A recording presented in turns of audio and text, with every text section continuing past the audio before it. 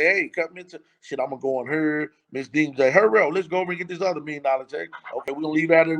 They cutting checks like that. Hell no. Going there and they ain't getting, you ain't going in there doing that. No. You gotta earn, as they would say in the street, you gotta earn your what? I ain't gonna say the other part, but you gotta earn what you do to move forward. And me, I had to earn it because I've worked. I done been a promotional person. I did the flyers and posters and hung them. I done did it all. I network. I get to know people. I got so good at it. I even got a business venture deal with Tiny T.I. Like Tiny. I took a girl to Tiny years ago, and she had a conflict with her parents. Like we went, like, and it all starts from it ain't what you know is who you know. Let me tell you the story on that. We was out in St. Louis. We was on the tour with P them, and it was the OMG girls was on there, which is T.I.'s daughter them. You know, and they asked me when they seen me, I just, had the No Limit tank on and the shirt. They's like, where Romeo at? I said, he should be coming down in a minute. So they security dude, which me and them now are super close friends. His name Womack. He's like, man, can they get a picture with Rome when they come down? I'm like, yeah, man, that's cool. Right. So they came down, they got their pictures and all that. Man, dude was cool from there on out. He said, man, take my number down. We gonna kick it. That's what you call network. See, a lot of people think they get in this game and work themselves to death and don't understand why they ain't never make it. It ain't what you know, it's who you know and who you run into and who you just start networking with. Really make it. You gotta move around. So me networking with him, later on down the line, I asked him to do me a favor. And in his mind, he did me a favor, I'm gonna help him. I said, man, I got this young girl, she can sing, like, man, she dope. And he's like, man, let me hear the record. Send it to him. I sent it to him. Man, he let Tiny hear it. She went crazy. They set up a meeting that I could have got 50 grand from a street nigga to go do a sit down with them. He said, be out here this Saturday, such and such, so and so. So I'm thinking I'm going to get her. I done went and got an old truck, rent a truck, and I had Vance Ditto with me, flipping stack. He said, I'm going to ride with you, cuz. I said, come on. He's trying to learn the game, so I ain't no honorary person. I said, come on, ride. Man, we pull up at her house. I think she coming out. Her whole family come out. Oh, we going too. I'm like, so they get in their car. I'm like, okay, y'all just follow me. So it's her sister, her brother, her mom and her dad and all that. So we go down to Atlanta. We go down there and we went to the mall and all that, and to speed it up, dude called me and said, look, she's ready. She ready to meet. Man, we go over, man. I pull up, man, my eyes in the back of my head again. I'm like, wow. First person opened the door was Shaquana. Tell me, what you looking at? I said, you? Because you were, don't be looking at my butt like it, but we bust out like, I'm silly, so I fired one. No, I fired one on her. So we was cool. We went in there. The whole thing was set. The long story short is we could have got a deal, but her parents, her mama actually wanted all the attention on herself because they end up arguing and they had got us rooms and everything. They's like, Tiny said, look, what position you play? I said, her manager. She said, I ain't got no problem with that. She said, I'm going to take in the studio, put my writers and producers on, and we're going to cut this record, and she's the writing queen, so she already had a record in man for her. We was gone. Man, they get back to the hotel, they arguing and fighting. They arguing, they little family arguing. So they said they leaving. I said, for what? The mom, because Tiny said, well, look, y'all just stay with the mom. I'm going to introduce y'all to my husband. I never did get to meet him because they left and went home. I was so mad. I left too that same night. I said, forget that room.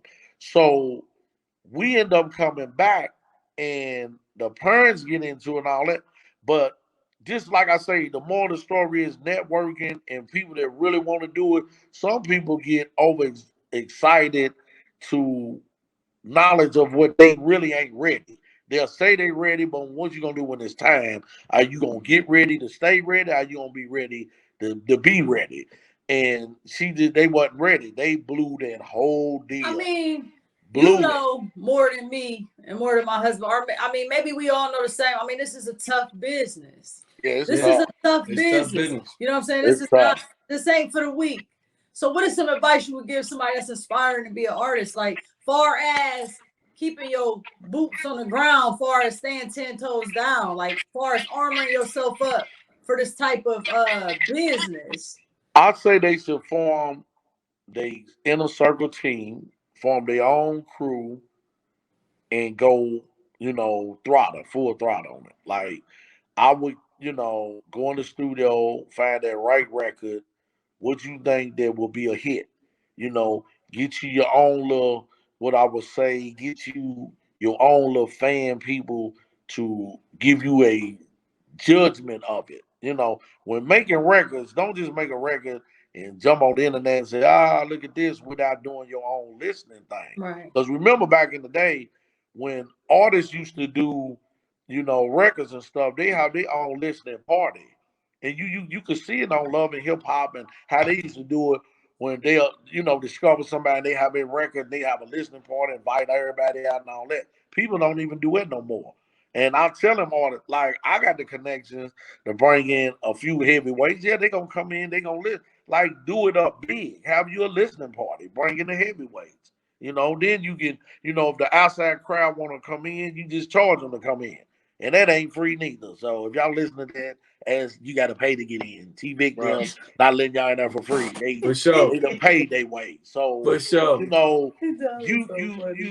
got to move up with the capability of forming your own circle, get the right record, and try the judgment. Go with, put the money behind yourself, move forward, and try to get with the right people.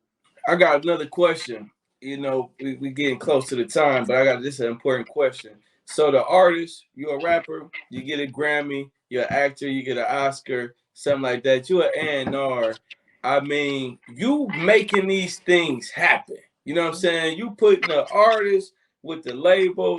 It's nothing. It's no award show for you guys or whatever. Like, what is y'all striving for in this business? If I'm a rapper, I'm striving for a Grammy or something like that, or a #1 record. What's the A&R striving for in the business? I think it's really the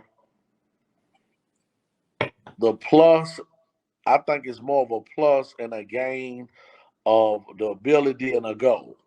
Mm-hmm. And the goal is, if your dream was to, like, if I was dealing with an autism person, my dream dealing in the medical field, I'm going to say, okay, that's my heart and soul in it.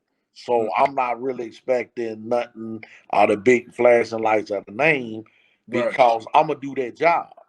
You know what I'm saying? So the job is going to get done. I'm going to get compensated. But at the end of the day, they'll award you in a great way of knowledge of saying this is his job and you don't have his job. It's more like he got that job and he got that job for a reason. So artists that want that job, they got to put in work to get a job like it. And far as for what you really getting out of it, I think it's just the integrity and the ability to say, okay, I made this happen and I made somebody else's life change for the better. Right, that's a dope answer. That's the answer we was looking for. That's a dope answer. Hey, now look, now you working with PTE, the label, you traveling around, y'all looking for artists. I mean, y'all got showcases. They popping up everywhere. What should the artist bring? He gotta have a hit record. He gotta have a bag. What he gotta do? He gotta look right. He got, man. Do he gotta have 5 strippers? What he gotta do? You know what I mean? Nah. That's what he want to know. He might be a personal stripper himself, but nah.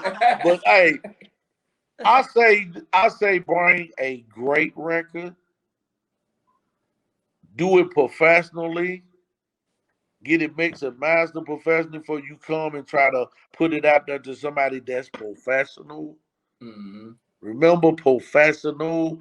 Do the record. I'm going to repeat that. Mm-hmm. When you coming in there, make sure your record's mixed and mastered professional when you want a professional listening to it. Don't come in there just because your buddies and 2-3 people down the block say that's hot. What you think that's hot may be cold to me. May not be nothing, but what's cold may be